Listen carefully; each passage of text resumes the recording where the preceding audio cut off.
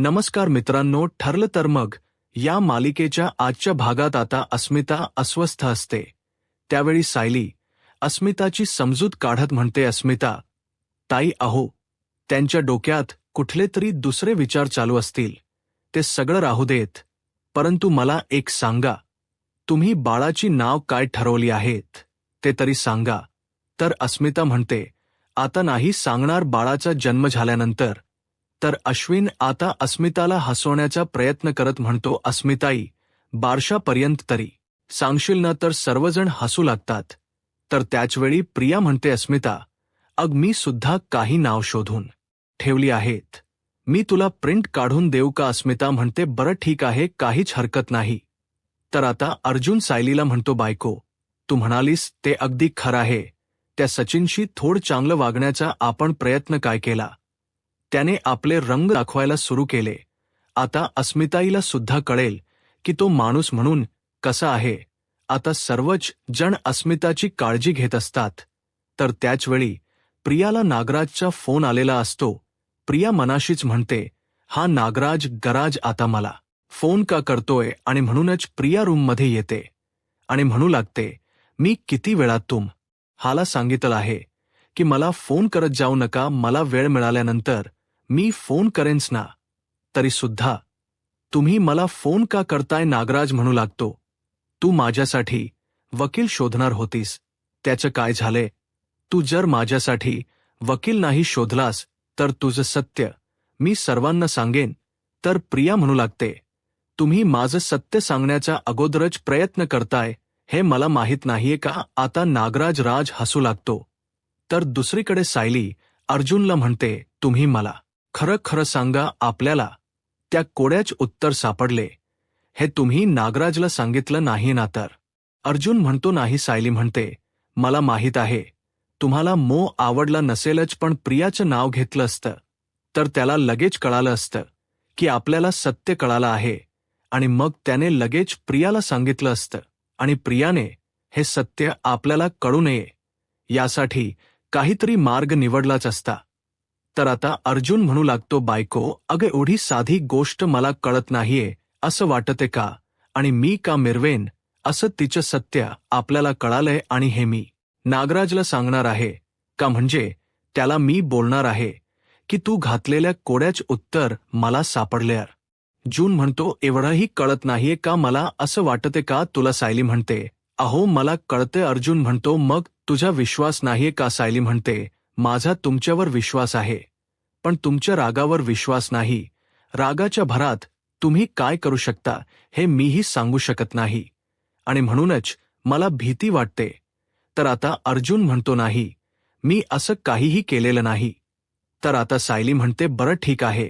तर दुसरीकडे प्रिया नागराजला म्हणते, तुम्ही जे सायली अर्जुनला कोड घातलंय आणि ते कोड माझ्यापर्यंत पोहोचलं नसेल असं तुम्हाला वाटतंय का. तर नागराज प्रियाला म्हणतो, आता फक्त नुसतं कोड घातलंय गो, पण जर मी उद्या त्या कोड्याच उत्तरच जर अर्जुनला सांगितलं तर तू काय करशील. प्रिया म्हणते, तुम्ही नाही करणार असं, कारण जर तुम्ही मला मदत केली तरच मी तुम्हाला मदत करणार हे मात्र तुम्ही कायम लक्षात ठेवा. आणि तुम्हाला चांगलंच माहीत आहे की तुम्हाला माझ्या मदतीची गरज आहे. तर नागराज प्रियाला म्हणतो, बरं ऐक, तू सावध व्हावी म्हणून एक गोष्ट तुला सांगतोय. आज अर्जुन आला होता. आता मात्र प्रिया घाबरते.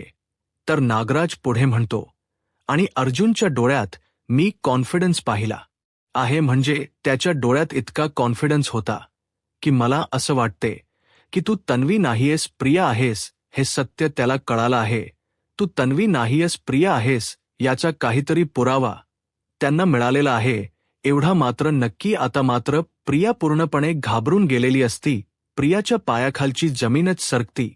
तिला काय बोलावं काहीच कळत नाही. सायली, अर्जुन तुझ्या सत्याचा बॉम्ब लवकरच कधीही फोडतील आणि मग प्रिया तू इथं माझ्याबरोबरच तुरुंगात आयुष्यभर खडी खोडण्यासाठी.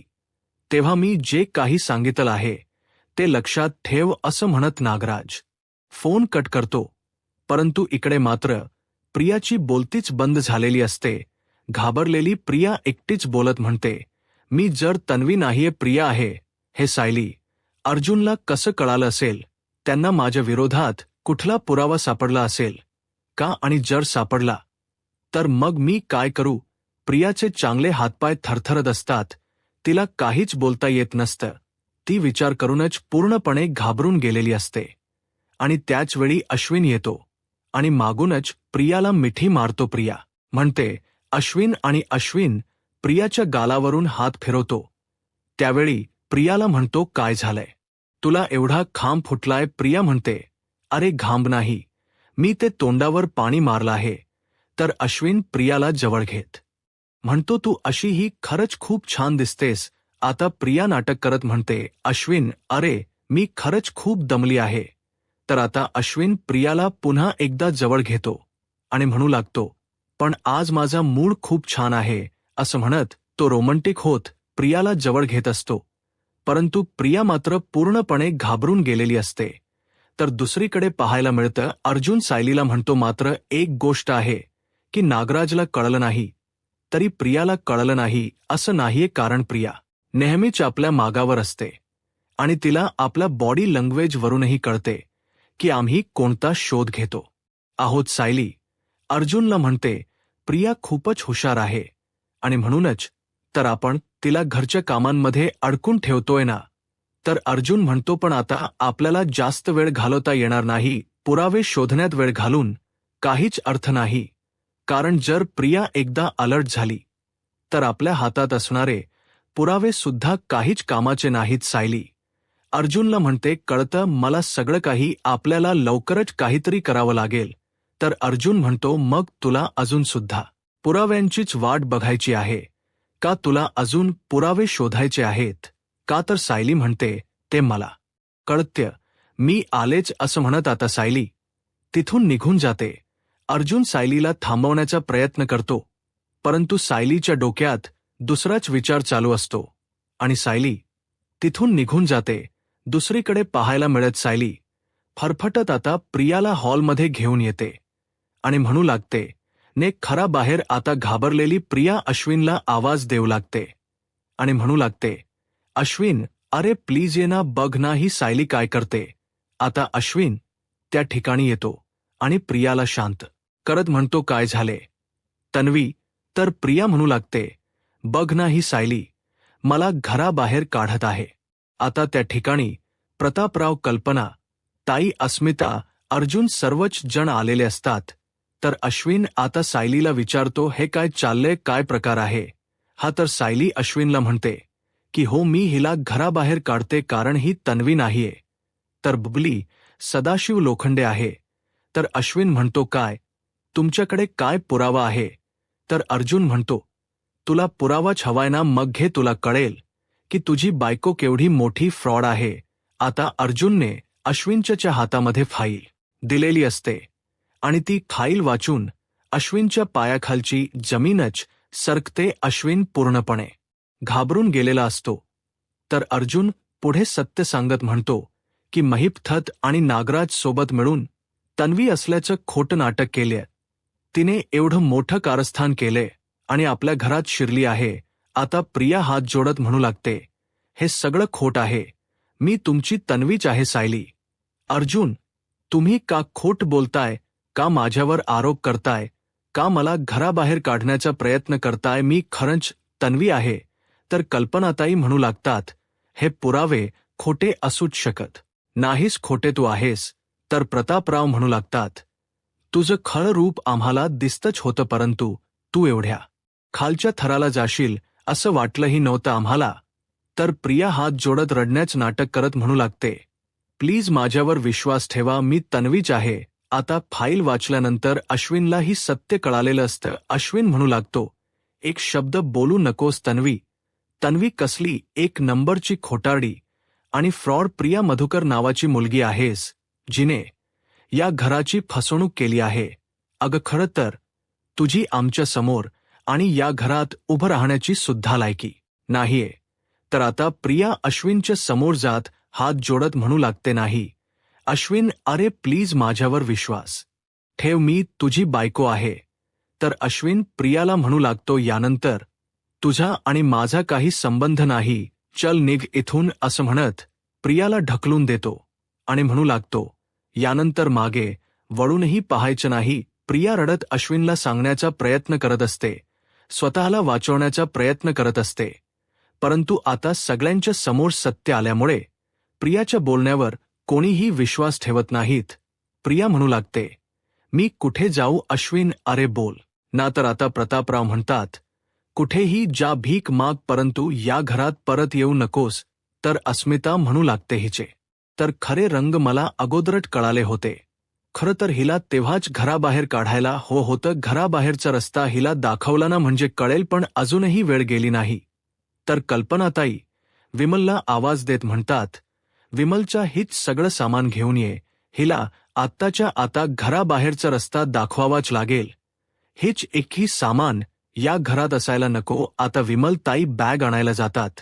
तर इकडे प्रिया हात जोडत म्हणते, प्लीज प्लीज एकदा माझी चूक पोटात घ्या, माझी शेवटची चूक समजा. अश्विन म्हणू लागतो, चूक नाही, गुन्हा आहे हा. अगं तू रविराज काका प्रतिमा हत्या आणि या घरातील सगळ्यांच्या भावनांशी खेळलेस आणि माझ्या प्रेमाचा अपमान केलास. तुला नरकात सुद्धा जागा मिळणार नाही. तर आदर्श सुनेच्या भूमिकेत असं म्हणत प्रिया विमल ताईंना म्हणते, आले हा ताई. असं म्हणत प्रिया रूमच्या बाहेर पडते. तर दुसरीकडे पाहायला मिळत प्रतापराव, कल्पनाताई सर्वजण ब्रेकफास्टसाठी बसतात. तर त्यावेळी प्रतापराव आनंदाची बातमी देत कल्पनाताईंना म्हणतात, कल्पना, नवीन औषधांसाठी गव्हर्नमेंटचं अप्रूव्हल आला आहे आणि उद्यापासूनच आपण मॅन्युफॅक्चरिंग सुरू करू शकतो. तर कल्पनाताई म्हणतात, अरे वा, किती दिवस तुम्ही त्या अप्रूव्हलची वाट पाहत होता ना. तर प्रतापराव म्हणतात, हो ना. असं म्हणत त्या दोघांची चर्चा चालू असते. तर याच वेळी प्रियाला मेसेज आलेला असतो. प्रियाला साक्षीचा मेसेज आलेला असतो. साक्षी म्हणालेली असते, तू सचिनशी बोललीस का? तो मला भेटायला येणार आहे ना. प्लीज माझं एवढं काम कर, मी त्या बदल्यात तुझ्यासाठी हो ते करायला तयार आहे. आता हा प्रिया मेसेज तर वाचते, परंतु तिला काय करावं काहीच कळत नाही. तर इकडे अर्जुन सायलीला म्हणू लागतो, बायको चल मी येतो, आपण संध्याकाळीच भेटू. परंतु अर्जुन खुणाहूनच सायलीला मोबाईल पाहायला सांगतो. अर्जुनने सायलीला मेसेज केलेला असतो आणि आता अर्जुनने केलेली खुणा प्रियाला कळालेली असते आणि म्हणूनच प्रिया पाणी घेण्याचं नाटक करत सायलीच्या मोबाईलकडे जाते आणि मोबाईलमधील तो मेसेज वाचते. तर आता अर्जुनने सायलीला मेसेज केलेला असतो की ठीक 12 वाजता आपण गार्डन कॅफेमध्ये भेटू. आता प्रियाने तो मेसेज तर वाचलेला असतो. तर सायली अर्जुनला रिप्लाय देत म्हणते, हो मी येतेच. तर इकडे प्रिया विचार करत म्हणते की अर्जुन तर म्हणाला की संध्याकाळी भेटूया आणि आता मेसेज तर केला की 12 वाजता कॅफेमध्ये भेटूया. म्हणजे सायली अर्जुन माझ्याविषयीच बोलत असतील का नाही, मला या सगळ्यावर लक्ष ठेवावाच लागेल.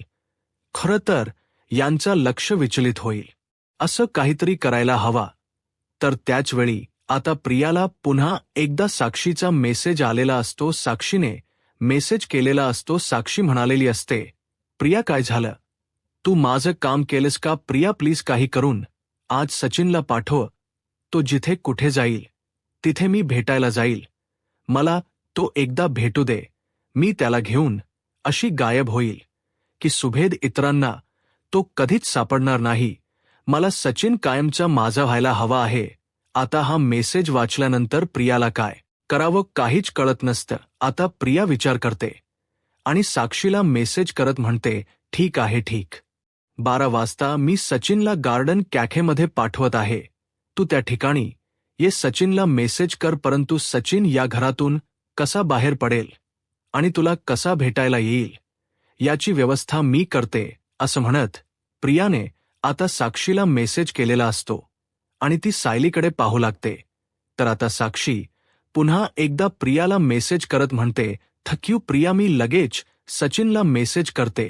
आता प्रियाने या सगळ्यामध्ये आपला डाव साधून घेतलेला असतो. प्रिया मनाशीच म्हणते, आता साक्षी आणि सचिनच्या या प्रेमाचा पत्ता उघडण्याची वेळ आली आहे. एकदा काही सत्य सायलीवर जून समोर आलं की ते अस्मिताला कळेल आणि अस्मिता तर तो धक्का पचूच शकणार नाही.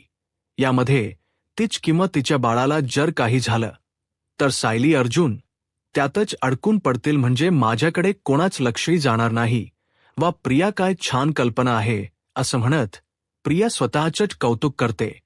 तर इकडे सायली कल्पनाई प्रतापराव यांच्यासाठी चहा घेऊन येते.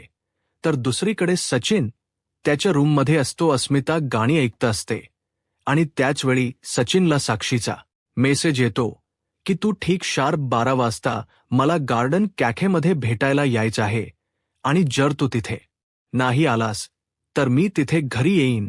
आता मात्र सचिन पूर्णपणे घाबरून गेलेला असतो. सचिन मनाशीच म्हणतो मी कालपासून साक्षीचा एकही फोन उचलला नाही आणि म्हणूनच साक्षी आता मला धमकी देत आहे आणि तिची धमकी कधीही खरी ठरू शकते. ती खरी करू शकते. ती इथे पोहोचू शकते. पण मी काय करू आता? इथून बाहेर तरी कसा पडू काय सांगू? तर त्याचवेळी त्या ठिकाणी प्रिया येते आणि प्रिया म्हणू लागते अस्मिता अगं अश्विनने तुझ्यासाठी काही औषध आणायला सांगितली होती. सचिन भाऊजी बाहेर जाणार आहेत का? म्हणजे जर सचिन जाणार असेल तर मी त्यांना लिस्ट पाठवली असती. तर आता सचिन अस्मिताकडे पाहतो तर प्रिया म्हणते हो तर तोपर्यंत मी अस्मिताला कंपनी देईन ना, काही हरकत नाही, पण तिची औषध महत्वाची आहेत ना. तर आता ती संधी सचिनला मिळालेली असते. सचिन म्हणतो हो ना, अस्मिताची औषध माझ्यासाठी खरंच खूप महत्वाचे आहेत. तू मला पाठव, मी घेऊन येतो.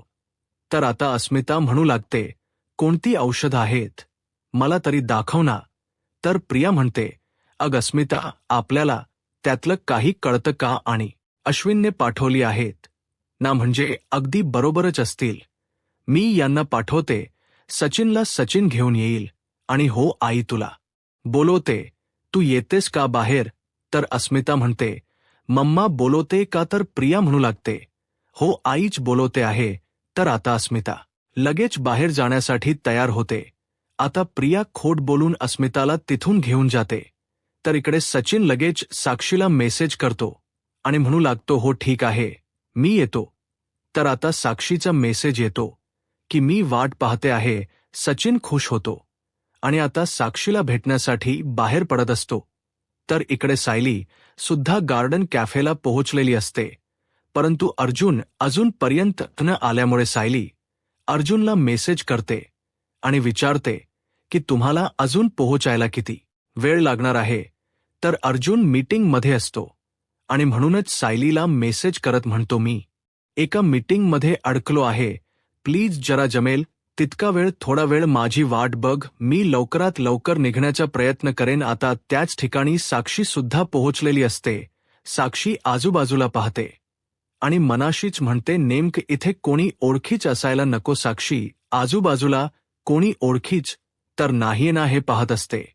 तर दुसरीकडे ऑफिसमध्ये अर्जुन आपल्या क्लायंटशी मीटिंग करत असतो आणि तो म्हणत असतो की पुढची तारीख आपल्याला मिळेलच, परंतु तोपर्यंत सगळे पेपर रेडी करायला हवेत. तर अर्जुनचे क्लायंट अर्जुनला म्हणतात परंतु अर्जुन सर माझ्याकडे प्रॉपर्टीचे ओरिजिनल पेपर नाहीयेत. आता अर्जुनची मीटिंग संपत आलेली असते, परंतु या प्रश्नामुळे पुन्हा एकदा अर्जुन मीटिंगमध्ये अडकतो. त्यांच्याशी डिस्कशन करत असतो. इकडे मात्र सायली अर्जुनला फोन करत असते, परंतु अर्जुन मीटिंगमध्ये असल्यामुळे सायलीचा फोनही घेऊ शकत नाही. तर दुसरीकडे साक्षी सचिनला फोन करत असते, परंतु त्याचवेळी सचिनही त्या ठिकाणी पोहोचलेला असतो. आता साक्षी सचिनला म्हणते कुठे अडकला होतास तू? मी आता तुलाच फोन करत होते. तर सचिन साक्षीला जवळ घेतो आणि म्हणू लागतो नाही, तुलाच भेटण्यासाठी येत होतो. आता साक्षी आणि सचिन एका टेबलवर बसतात. आता एका पडद्याच्या आड साक्षी आणि सचिन असतात, तर दुसरीकडे सायली असते. तर साक्षी सचिनला म्हणू लागते मास्क काढला तरी काही हरकत नाही, मी पाहिलं आहे, इथे कोणीच ओळखीच नाहीये. आता घेही आपला मास्क काढून ठेवतात आणि त्यानंतर साक्षी आणि सचिन यांच्या गप्पा चालू असतात. तर दुसरीकडे सायलीची ऑर्डर आलेली असते. सायली आता दादांना विचारते की ही ऑर्डर कॅन्सल होऊ शकते का? तर ते सर म्हणतात की नाही, ही ऑर्डर कॅन्सल नाही होऊ शकत, कारण जर आम्ही ही ऑर्डर कॅन्सल केली तर आमचे सर आम्हाला ओरडतील. सायली म्हणते, बरं ठीक आहे, मी तुमच्या सरांशी बोलून घेते. असं म्हणत आता सायली मॅनेजरशी बोलायला येते आणि म्हणू लागते, सर प्लीज ती ऑर्डर कॅन्सल होऊ शकते का? तर ते म्हणतात, नाही मॅडम, आम्ही अशी ऑर्डर कॅन्सल करू शकत नाही. सायली म्हणते, झालंय असं की माझ्यासोबत जे येणार होते ते आता येत नाहीयेत, त्यामुळे मलाही निघावं लागेल. परंतु सायली आणि त्यांच्यामध्ये थोडा संवाद होतो. तर त्यानंतर सायली पुन्हा येऊन टेबलवर चहा पिण्यासाठी बसते. तर दुसरीकडे साक्षी सचिनला म्हणू लागते, सचिन अरे तू परत तू माझ्यापासून इतका दूर जातोस ना, की मी तुला फोन केला, मेसेज केला, तरी सुद्धा तू काही रिप्लाय देत नाहीस. आता सचिन नाटक करत म्हणतो, याच्या पुढचं माझंही वाक्य बोल ना. मी जरी तुझा फोन उचलला नाही, तुझ्या मेसेजला रिप्लाय दिला नाही, तर काही वेळात मी सुद्धा बेचैन होतो आणि तुला भेटण्यासाठी येतो आणि येऊन घट्ट मिठी मारतो. आता मात्र साक्षी सचिनच हे बोलणं ऐकूनच त्याच्यामध्ये पूर्णपणे हरवून गेलेली असते. सचिन म्हणतो, तुला हे आठवत नाहीये का? असं म्हणत तो साक्षीचा हातात घेतो. साक्षी म्हणू लागते, मला कळतं रे सचिन. आणि त्यानंतर त्यांचं बोलणं सुरूच असतं. तर दुसरीकडे सायलीला अर्जुनचा मेसेज आलेला असतो की मला निघता येत नाहीये, त्यापेक्षा तूच ऑफिसला ये. सायली म्हणते, बरं. आता सायली तिचा चहा संपून ऑफिसला जायचं ठरवते. तर दुसरीकडे साक्षी आणि सचिन ज्या टेबलवर बसलेले असतात त्याच बाजूला एक व्यक्ती बसलेली असते आणि ती साक्षीकडे पाहू लागते. साक्षीच्या लक्षात येत की ती व्यक्ती आपल्याकडे पाहते आणि आपला फोटो सुद्धा काढत आहे आणि म्हणूनच साक्षी लगेच गॉगल लावते, मास्क लावते. आता सचिनही मास्क लावतो आणि दोघेही तिथून निघून जात असतात. तर त्याचवेळी तिथे वेटर येतात आणि म्हणू लागतात, मॅडम तुमचं बिल पे करायचं आहे. सचिन म्हणू लागतो, पण आम्ही काही ऑर्डरच केली नाहीये. तर ते म्हणू लागतात, मग तुम्ही 1 मिनिट इथेच थांबा, आम्ही जरा आमच्या सरांशी बोलतो, चेक करतो आणि तुम्हाला सांगतो. आता मात्र साक्षी चिडते आणि म्हणू लागते, 1 मिनिट, तुमच्या कस्टमरवर विश्वास नाहीये का? आता ते म्हणू लागतात, प्लीज तुम्ही दोघेही तुमचा मास्क काढू शकता का? कारण आमच्या सरांना कळालं पाहिजे की तुम्ही ऑर्डर केली आहे की नाही. तर साक्षी म्हणू लागते, काय हा मूर्खपणा? तर सचिन साक्षीला म्हणतो, काढ आता. अस्मिताला सचिनचा सत्य कळेल का? आता पुढे काय होईल हे पाहायला आत्ताच माझा महाराष्ट्र या यूट्यूब चॅनलला सबस्क्राईब करा. धन्यवाद.